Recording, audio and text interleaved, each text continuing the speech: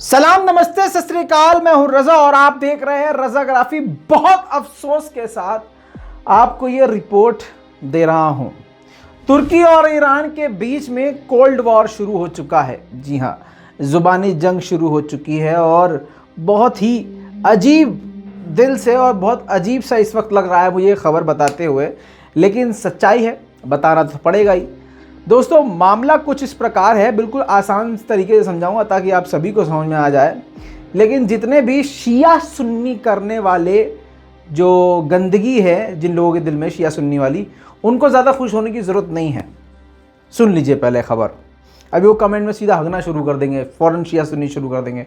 और यहाँ पर जान लीजिए, बहुत सारे लोगों ने मुझे बताया इंस्टाग्राम पे आके कि यहाँ पर शिया सुन्नी, मेरी वीडियो की वजह से शिया सुन्नी में यूनिटी बढ़ रही है। अल्लाह का शुक्र है, लोगों में मोहब्बत पैदा हो रही है, अब लोग समझदार हो रहे हैं। तो अब बहुत सारे अंधभक्त ऐसे हैं, बहुत सारे जो चाहते हैं कि मुस्लिम मजबूत ना हो, तो वो आपके और हमारे फेक नाम से, मुसलमान के फेक नाम से आईडी बना के शिया सुन्नी फैला रहे हैं। तो सतर्क रहिएगा, किसी का ऐसा कमेंट दिख जाए जो मुसलमान के खिलाफ हो, शिया सुन्नी के खिलाफ हो और कोई मुसलमान ही बोल रहा हो, तो याद रखिएगा वो कौन सा बंदा है, समझ लीजिएगा। दोस्तों, अब चलिए खबर के तरफ। बहुत कम वक्त में बड़ी खबर, अब तक की सबसे बड़ी खबर तुर्की को लेकर और ईरान को लेकर बता रहा हूँ। भैया, हुआ ये है कि ईरान के एम्बेसडर ने एक गलत कमेंट कर दिया। जी हाँ, तुर्की को लेकर एम्बेसडर ने इराक में तुर्की की मौजूदगी को लेकर कहा कि तुर्की का इराक में होना इराक की एकता के लिए ख़तरा है, इराक की यूनिटी के लिए ख़तरा है। बस इतना ही कमेंट किया था, और जो कि बेहद गलत कमेंट था। इसके बाद हुआ ये, तुर्की को आ गया गुस्सा। तुर्की के विदेश मंत्रालय ने तुरंत एम्बेसडर को विदेश मंत्रालय में बुला लिया। ईरान के एम्बेसडर मोहम्मद फराजमंद विदेश मंत्रालय में जाते हैं तुर्की के, और वहाँ पर तुर्की भी इनको खूब खरी खोटी सुनाता है, जिसमें सारी चीज़ें तो बर्दाश्त कर ली गई, लेकिन तुर्की ने एक बड़ी बात कह दी। तुर्की ने कह दिया कि जो कुर्दिश लड़ाके हैं, ये कुर्दिश लड़ाके ईरान में मौजूद हैं।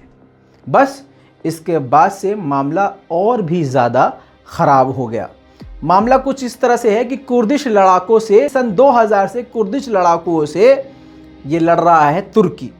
तुर्की ज़बरदस्त तरीके से कुर्दिश को हराने की कोशिश कर रहा है। साथ में यूरोपीय यूनियन यानी यूरोप की कंट्रीज़ ने और अमेरिका ने भी और तुर्की ने भी इन कुर्दिश लड़ाकों को आतंकवादी लिस्ट में डाला हुआ है, आतंकवादी घोषित किया हुआ है।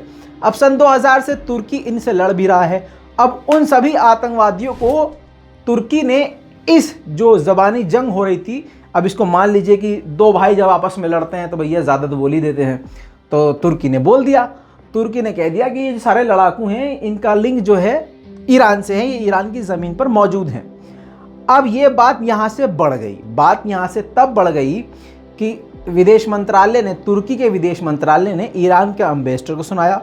उधर ईरान ने क्या करा, ईरान ने अपने मुल्क में, तो तुर्की की जो एम्बेसी है उसमें जो एम्बेसडर हैं तुर्की के, उनको बुलाया और उनको खूब अच्छे तरीके से सुना दिया कि आपकी ये हिम्मत कैसे हो गई कि आप कुर्दिश लड़ाकों को ईरान से जोड़ रहे हैं और ईरान की ज़मीन से जोड़ रहे हैं। भैया, मामला थोड़ा सा बिगड़ा और थोड़ा सा संभला भी, मतलब इतना ज़्यादा नहीं बिगड़ा है, लेकिन हाँ, एक ज़बानी जंग हुई है। दूसरी तरफ इराक में जो ईरान के एम्बेसडर मौजूद हैं, इराज मासजिदी, इन्होंने कहा कि इराक के अंदर तुर्की या किसी दूसरे देश की फोर्सेस का कोई काम नहीं है। इराक की फोर्सेस खुद लड़ लेंगी, खुद भिड़ लेंगी, अपने मैटर से निमट लेंगी। साफ साफ ये बात अब निकल के आ रही है कि ईरान शायद नहीं चाहता है कि इराक के अंदर तुर्की की फोर्सेस मौजूद हों। इसी चीज़ को लेकर दोनों देशों के मंत्रियों के बीच में थोड़ा तू मैं हुई है, ये बात हकीकत है। लेकिन विशेषज्ञों का कहना है कि इससे दोनों देशों के संबंध खराब होने वाले ऐसे कोई भी अंदेशा नहीं है, ऐसा कोई भी स्टेप नहीं होने वाला है जिससे दोनों देशों के बीच में दूरियां बन जाएं। जी हाँ, मतभेद हो सकते हैं, एक आदमी दूसरे की बात से किसी न किसी बात से राज़ी नहीं होता, ज़रूरी नहीं है। जब हम सगी औलाद अपने माँ बाप की हर एक बात से राज़ी नहीं होते, हर एक बात पर राज़ी नहीं होते, तो भाई वो तो दो भाई हैं। तो कहने का मतलब ये है कि अभी ये थोड़ी तलखी दोनों के बीच में हुई है, लेकिन तुर्की और ईरान के एक्सपर्ट का ये कहना है इससे तुर्की और ईरान के बीच में जो बिज़नेस डील्स हैं, इतना बड़ा बवाल नहीं है कि वो बिज़नेस डील को बंद कर दें, जो उनकी दोस्ती है दोस्ती को ख़त्म कर दें।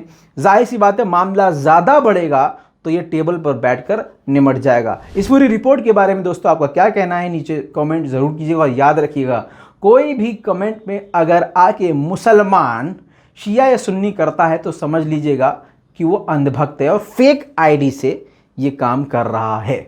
दोस्तों, एकता बनी रहनी चाहिए, मोहब्बत कायम रहनी चाहिए। मुसलमान की सबसे बड़ी कमज़ोरी ये है कि भैया वो आपस में लड़ लड़ के बर्बाद है।